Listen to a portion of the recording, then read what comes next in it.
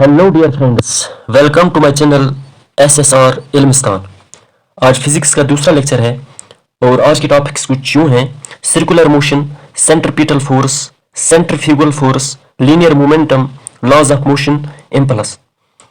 तो आज हम पहले सर्कुलर मोशन से स्टार्ट कर रहे हैं। सर्कुलर मोशन की डेफिनेशन क्या है? एक ऑब्जेक्ट जो मोमेंट में हो लेकिन वो एक सर्कुलर पाथ ट्रेवल कर रहा हो और वो मोशन में हो, तब हम उसको सर्कुलर मोशन कहते हैं। इसके बहुत सारे एग्जांपल्स हैं। अगर हम एक स्पिनिंग टॉप लेंगे, एक लट्टू लेंगे और उसको इस तरह घुमाएंगे, वो सर्कुलर मोशन की एग्जांपल है।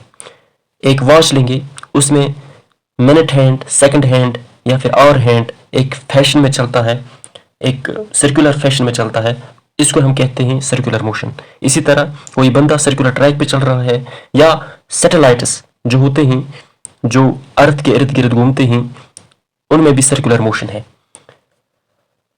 सर्कुलर मोशन के दो टाइप्स हैं, एक यूनिफॉर्म, एक नॉन यूनिफॉर्म।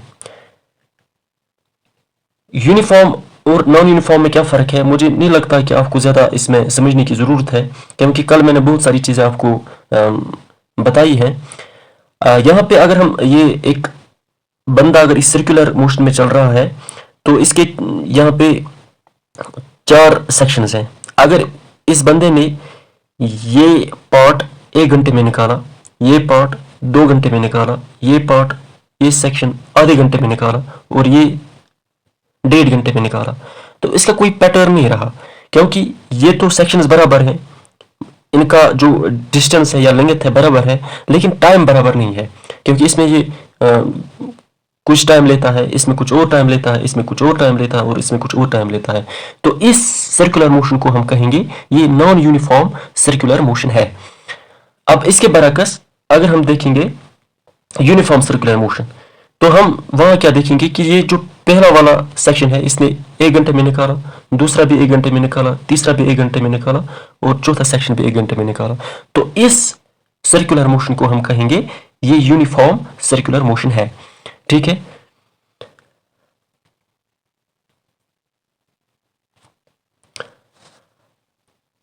कल मैंने आपको बताया कि जो कोई भी मोशन हो, अगर वो कांस्टेंट स्पीड में हो तो उसमें एक्सेलरेशन 0 होती है। ठीक है ना?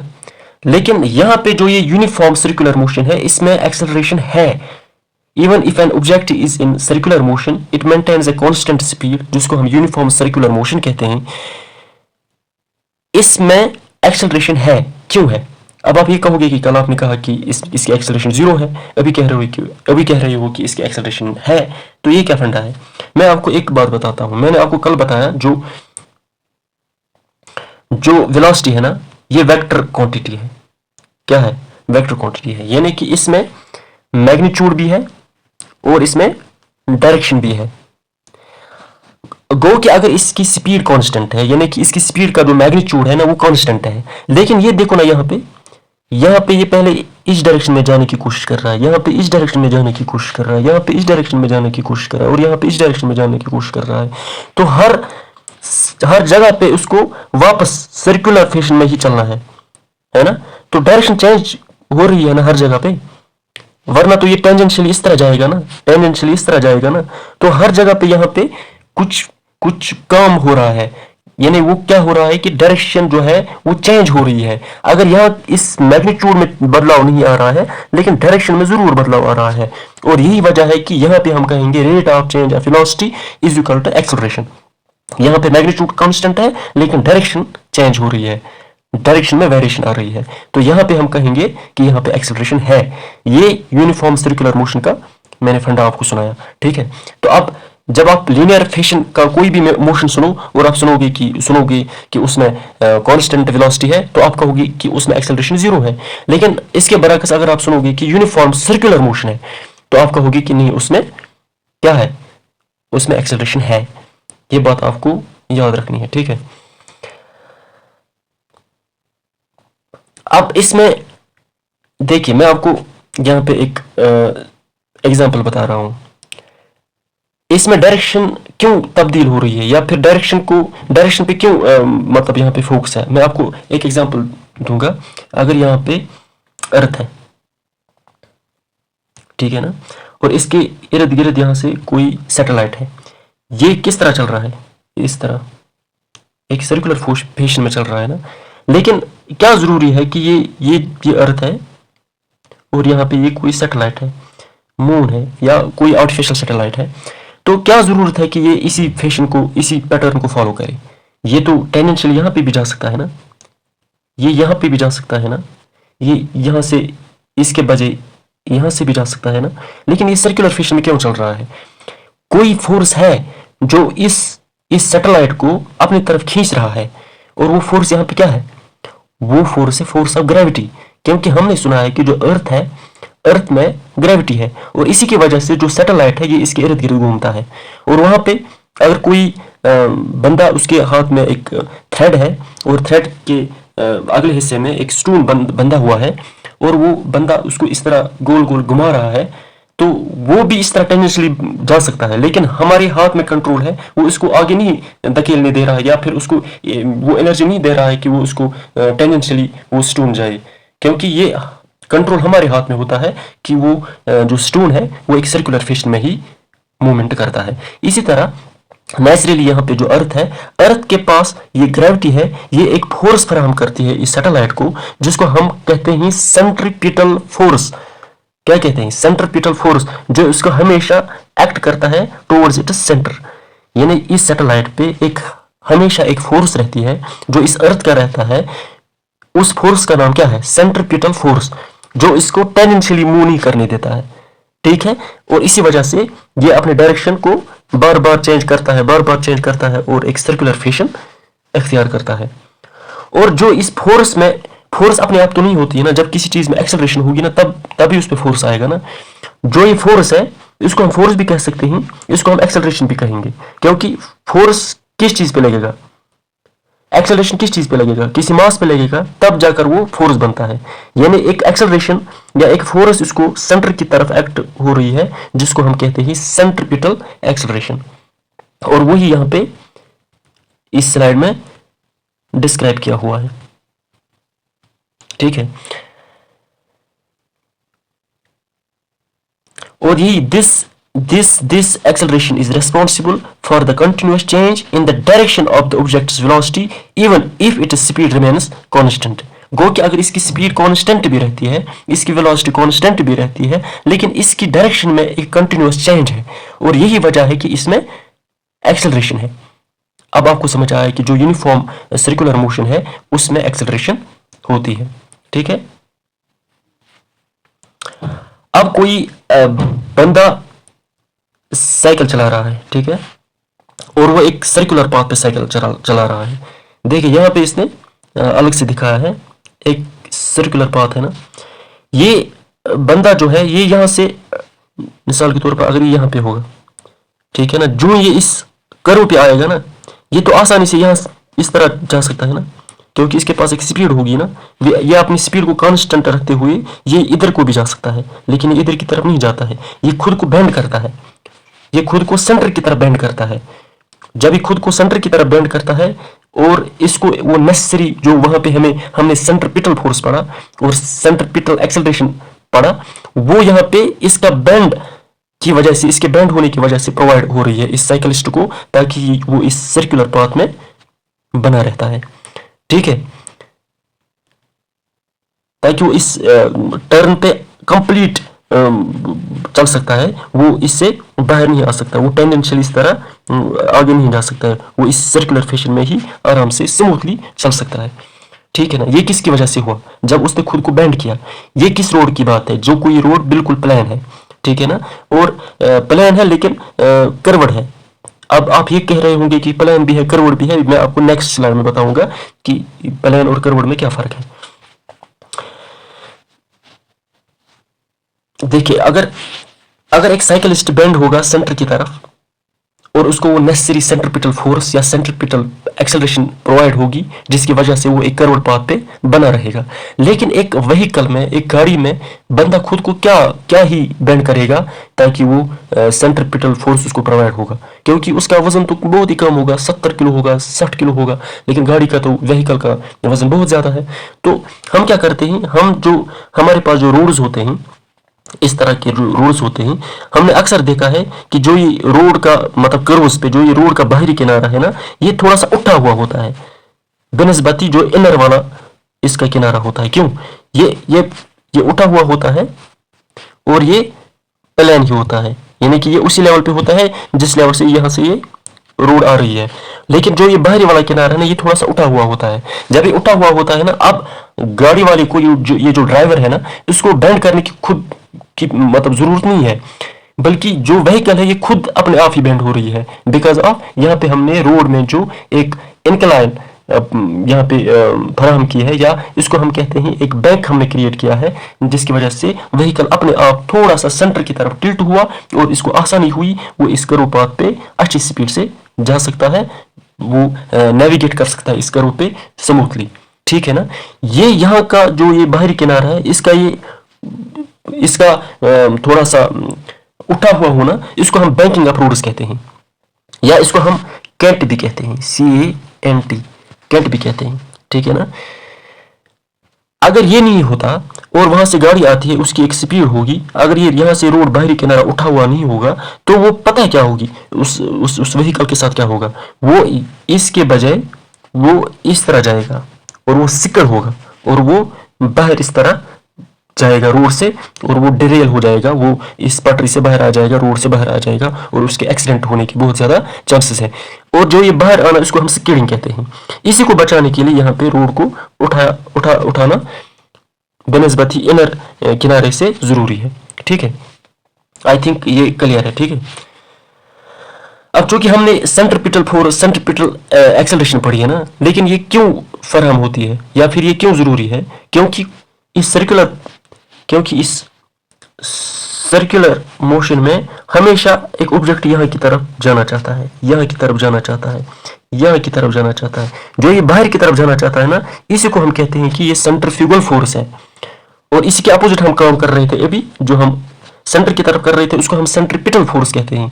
जो ये बाहर की तरफ लग रहा है ना, जो अपने आप लग रहा है, नेचुरली जो आ रहा है, तो ये इसको हम सेंट्रीफ्यूगल फोर्स कहते हैं। इसी के खिलाफ हम काम कर रहे थे। हमने रोड्स का बाहरी किनारा उठाया, हमने साइकिलिस्ट को देखा कि उसने खुद को बेंड किया सेंटर की तरफ, ताकि उसको एक नेसेसरी सेंट्रीपिटल फोर्स या सेंट्रीपिटल एक्सेलरेशन फराहम हो, ताकि वो इस कर्व पे अच्छे से चल सके।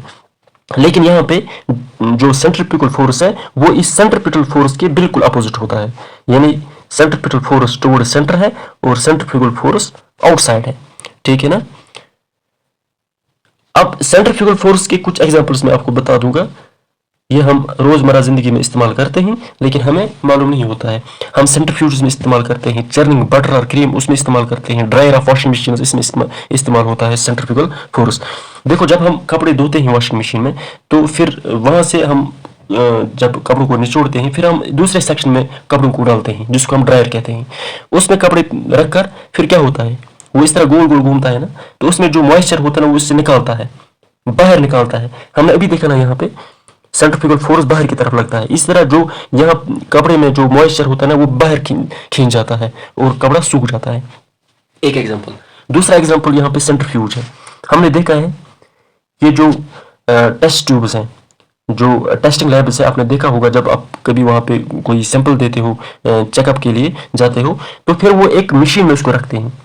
ठीक है ना? एक डिवाइस में रखते हैं इस तरह, और ये जो डिवाइस है ना, ये इस तरह घूमता है, सर्कुलर फैशन में घूमता है।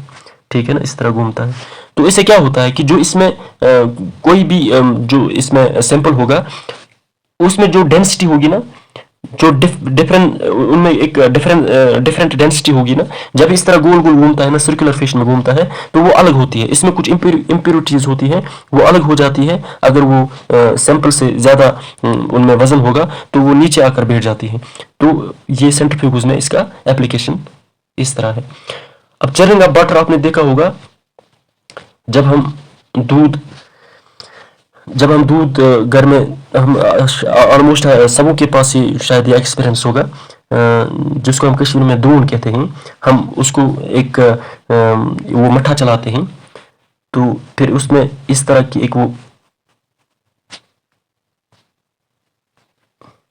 एक इस तरह होता है। वो जब इस तरह किसी भी जार में, किसी भी बर्तन में जब दूध होता है तो फिर वो एक जिसको हम दून कहते हैं, उसको इसमें इस तरह घुमाते हैं ना, गोल गोल घुमाते हैं। इससे क्या होता है, मिल्क अलग हो जाता है क्रीम से, और उसी को हम कहते हैं चर्निंग बटर और क्रीम।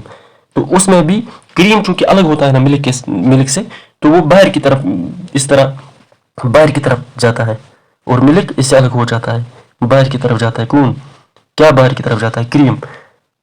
और इसकी वजह से क्रीम अलग होती है और हमारे लिए मक्खन तैयार होता है, और दूध उससे अलग, जिसको हम वह कहते हैं, जिसको हम कश्मीरी में घुर्स कहते हैं, वो अलग हो जाता है। तो इसमें भी यही सेंट्रीफ्यूगल फोर्स, ये सेंट्रीफ्यूगल फोर्स की एप्लीकेशन है। ठीक है। अब इसके बाद न्यूटन्स लॉज ऑफ मोशन हमने पढ़ना है। इससे पहले हमें पता होना चाहिए कि इनर्शिया क्या है। ठीक है ना। जो फर्स्ट लॉ ऑफ मोशन है, जिसको हम लॉ ऑफ इनर्शिया भी कहते हैं, लॉ ऑफ गैलीलियो भी कहते हैं। इनर्शिया मीन्स कि किसी भी ऑब्जेक्ट की ना एक अपनी एक खुसूसियत होती है, वो अपने स्टेट में रहना चाहता है। उसी को हम लॉ ऑफ इनर्शिया भी कहते हैं, लॉ ऑफ गैलीलियो भी कहते हैं। अगर कोई ऑब्जेक्ट रेस्ट पे है, इन ए स्टेट ऑफ रेस्ट है, या इन ए स्टेट ऑफ यूनिफॉर्म मोशन है, ये इसी में रहना चाहता है और हमेशा इसी में रहना चाहता है, चाहे ये रेस्ट में हो चाहे यूनिफॉर्म मोशन में हो, जब तक न उस पर कोई एक्सटर्नल फोर्स अप्लाई हो, तब तक इसी कंडीशन में रहेगा। देखो, अगर कोई ग्राउंड में हमने कोई गेंद देखी, कोई बॉल देखी, वो रेस्ट पे है, आप देखो कि वो हमेशा रेस्ट पे ही रहेगी जब तक उस पर कोई एक्सटर्नल फोर्स आएगा। अगर कोई हवा तेज होगी, आंधी होगी, वो उसको आगे धकेलेगा, या फिर अगर आप उसके साथ छेड़खानी करोगे, आप उस पर कोई फोर्स पुश करोगे, तो वो आगे जाएगी, वरना वो इसी कंडीशन में रहेगी। दूसरी कंडीशन ये है कि अगर कोई बॉल हमने फेंकी, तो ये चलती ही जाएगी अनलेस इसके ऊपर कोई ना कोई फोर्स अप्लाई हो। अब आप ये कहोगे कि हम बॉल को जब फेंकते हैं वो तो कुछ मिनट के बाद रुकती है। क्यों रुकती है? क्योंकि उस पर ग्रेविटी का असर है, ज़मीन उसको अपनी तरफ खींचती है, वो उसको ज़्यादा देर तक जाने नहीं देती है, जाने नहीं देती है आगे, और इसकी वजह से तो वो ग्रेविटी जो है ना, वो एक्सटर्नल फोर्स है। बॉल तो जाना चाहती है, वो तो अपने यूनिफॉर्म मोशन में आगे जाना चाहती है, लेकिन ग्रेविटी नहीं मान रही है, बोल रही है कि नहीं, आपने रुकना है, किसी पड़ाव पे आके आपको रुकना है। अब जिस फोर्स से आप लगाओगे उसी फोर्स की हद तक वो आगे जाएगी, उससे आगे नहीं जा पाएगी, ग्रेविटी रोकेगी। ठीक है ना। अब इनर्शिया ऑफ मोशन क्या है, इनर्शिया ऑफ रेस्ट क्या है? जो मैंने आपको एग्जाम्पल्स बताए एग्जैक्ट यही है। जब किसी व्हीकल में पैसेंजर्स होते हैं ना, और गाड़ी चल रही होती है, व्हीकल चल रही होती है, ठीक है ना, वो मोशन में है,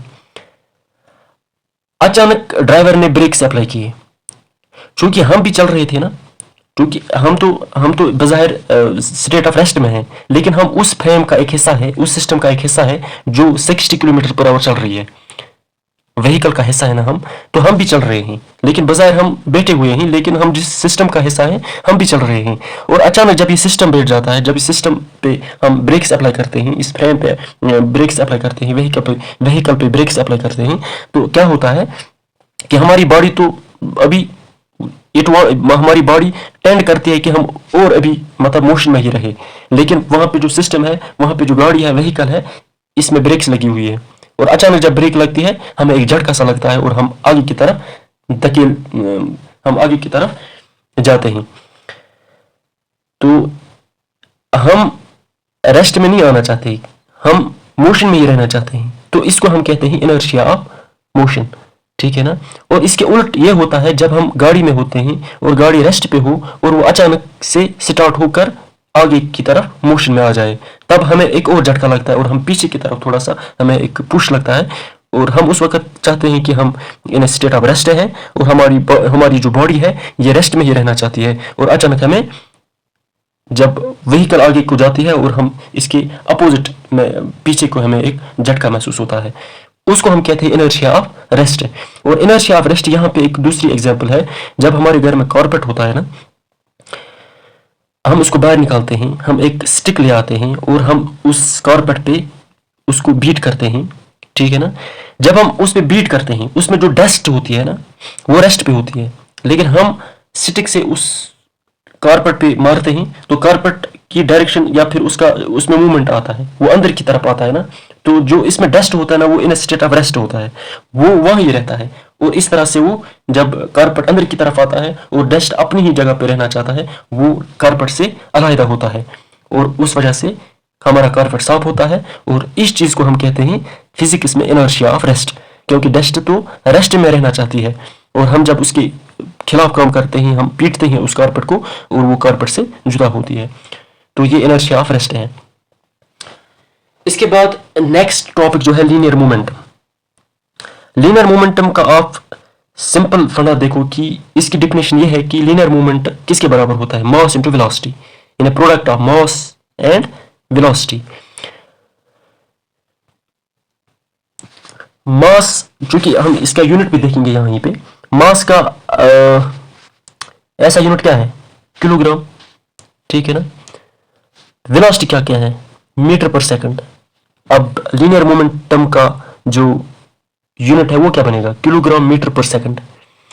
अब लीनियर मोमेंटम जो है ना, इसमें मास भी है, वेलोसिटी भी है। Linear momentum is directly proportional to the mass, is directly proportional to the velocity. अब किसी बॉडी में अगर मास ज्यादा होगा तो इसका मोमेंटम ज्यादा होगा। तभी यहां पे लिखा है जो हैवी बॉडी है ना उसमें लार्ज मोमेंटम होता है, और जो लाइटर बॉडी होती है ना उनमें कम मोमेंटम होता है, ठीक है। यहां पे मैंने एक एग्जांपल दिया हुआ है, रिकॉइल ऑफ ए गन। ये एग्जांपल बेसिकली लीनियर मोमेंटम की नहीं है, बल्कि कंजर्वेशन ऑफ लीनियर मोमेंटम की है। देखिए, हम एक बंदूक लेंगे, ठीक है ना, उससे जब एक बुलेट फायर होती है ना, जो ही बुलेट आगे को जाती है ना, गन पीछे की तरफ आता है, बुलेट यहां आगे को जाती है, इसमें भी वेलोसिटी होगी और इसमें भी वेलोसिटी होगी, और ये दोनों वेलोसिटी एक दूसरे के अपोजिट है। इसमें भी मास है और इसमें भी मास है, ठीक है ना। अब इसमें भी मास है, इसमें वेलोसिटी है, वो लीनियर मोमेंटम है ना। इसमें भी मास है, इसमें भी वेलोसिटी, वो भी लीनियर मोमेंटम है ना। अब कंजर्वेशन ऑफ लीनियर मोमेंटम क्या बोलता है कि जो गन का मास है और इसकी जो वेलोसिटी है वो कम ही होगी ना, क्योंकि गन जब पीछे की तरफ आएगा ना, उसको पुश होगा, वो कम होता है। लेकिन गोली जिस रफ्तार से आगे जाएगी ना, वो ज्यादा तेज भागेगी। ये इक्वल होती है, किसके बराबर होती है, जो बुलेट का मास होता है और इसकी जो वेलोसिटी होती है। तो इस इक्वेशन को हम कहते हैं कि ये हमें दर्शाता है कि कंजर्वेशन ऑफ लीनियर मोमेंटम।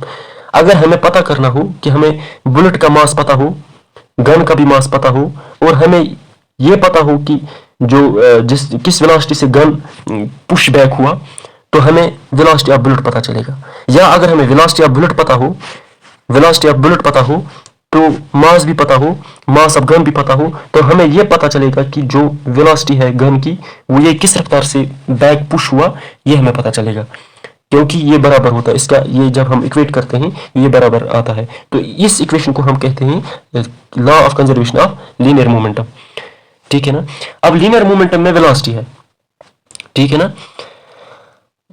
जब इसमें वेलोसिटी है तो ये वेक्टर क्वांटिटी है। तो इस हिसाब से जो लीनियर मोमेंटम है ये एक वेक्टर क्वांटिटी है, इसमें मैग्नीट्यूड भी होगा और डायरेक्शन भी होगी, ठीक है। अब Newton second law of motion हम पढ़ेंगे। न्यूटन सेकंड लॉ, इसका एक सिंपल एग्जांपल है, F is equal to m into a, force is equal to mass into acceleration.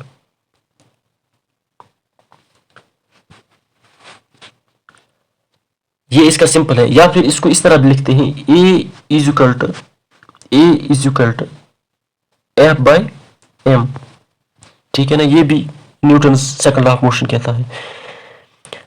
अब हमने अभी लीनियर मोमेंटम पढ़ा, चलो पहले हम force is equal to mass into acceleration, हम पहले इसका यूनिट पढ़ेंगे। हमने अक्सर सुना है कि फोर्स का जो यूनिट है वो क्या है, न्यूटन। वो किस तरह होता है, मास का क्या है, मास का ऐसा यूनिट क्या है, किलोग्राम। एक्सेलरेशन का है क्या है, मीटर पर सेकंड स्क्वायर, जो मैंने आपको कल बताया। तो ये जो kilogram metre per second square है, इसको हम कुल मिला के बोलते हैं एक ही लफ्ज न्यूटन।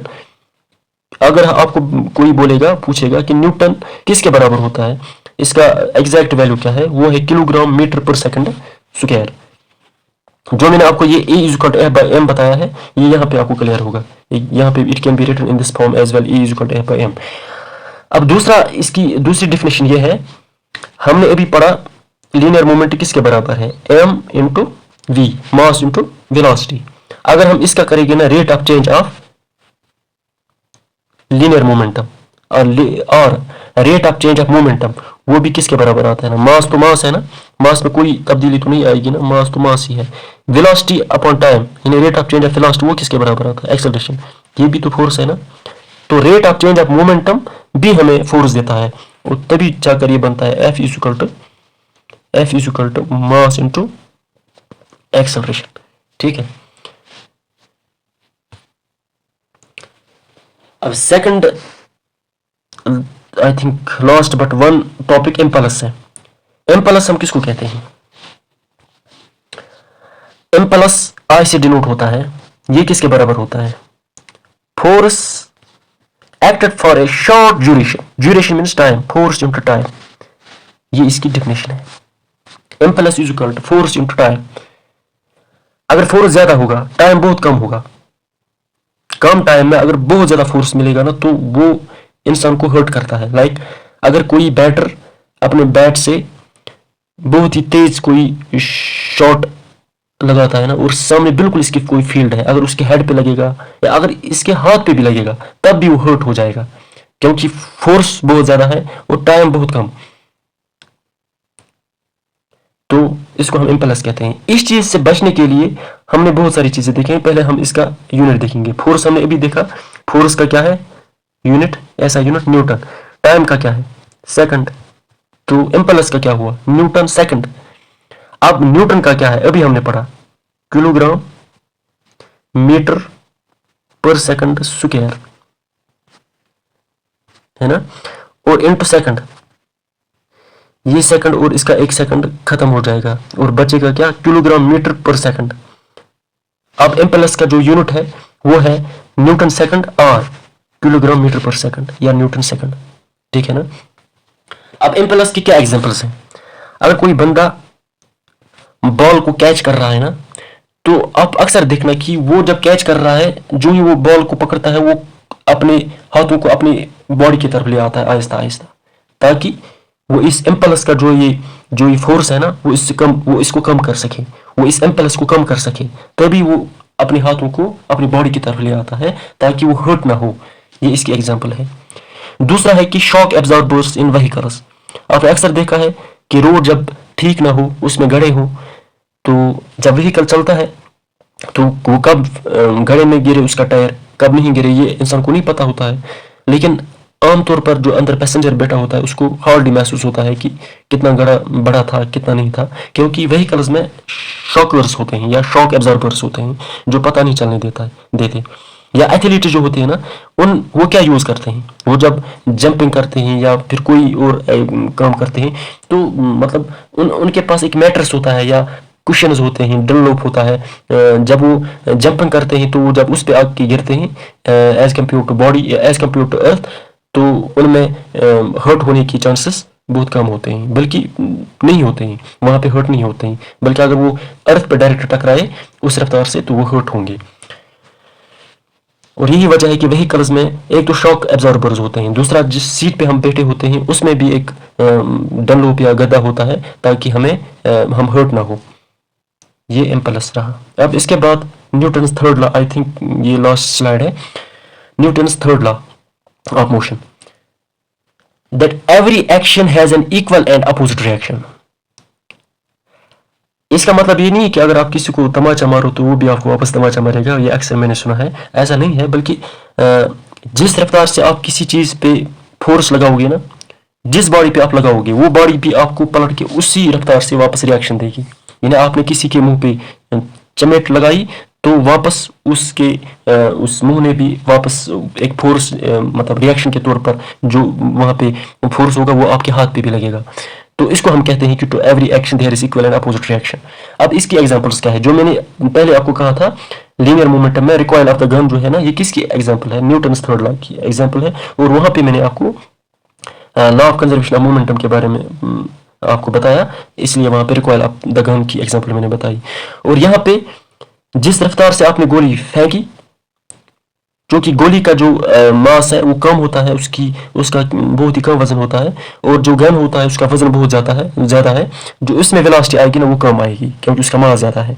तो जिस रफ्तार से वो आगे को जाएगी ना, क्योंकि उसका मास कम है, वो बहुत ही तेज जाएगी, और जो गन है उसका वजन बहुत ज़्यादा है, तो वजन की वजह से इसकी वेलोसिटी बहुत कम है, और वो कम वेलोसिटी के साथ वो बैक पुश होगा। या फिर जंपिंग अप ए बोट, जब कोई बंदा बोट में होता है ना, वो जो ही बोट से जंप करने लगेगा, तो आप अक्सर देखना कि बोट उसके जंप करने की वजह से वो उसमें एक मोशन सी आ जाती है, यानी एक रिएक्शनरी फोर्स वो जनरेट होता है, वो आगे को जाना चाहता है, लेकिन जो बोट इसके पैरों से ना वो पीछे को जाती है। या फिर जिस तरह रॉकेट प्रोपेल होता है, ये शायद अकाउंट असिस्टेंट एग्जाम में भी आया था, जब एक रॉकेट में फ्यूल होता है ना, तो फ्यूल इस तरह जलता है, बर्न होता है, और वो जिस रफ्तार से यहाँ आता है, जिस फोर्स के साथ आता है ना, यही मदद करता है किस चीज़ को, वो इस रॉकेट को मदद करता है कि वो पुश होता है, वो प्रोपेल होता है आगे की तरफ। और ये बेस्ट एग्जांपल है Newton's third law of motion. जो ये न्यूटन्स लॉज ऑफ मोशन है ना, इसमें जितने आप एग्जांपल्स याद करो उतने आपके लिए इंपॉर्टेंट है, क्योंकि यही आते हैं एग्जाम्स में, जेके एसएसबी में यही पूछते हैं। आई थिंक आज के लिए तो काफ़ी है। Thank you very much. Allah हाफिज़।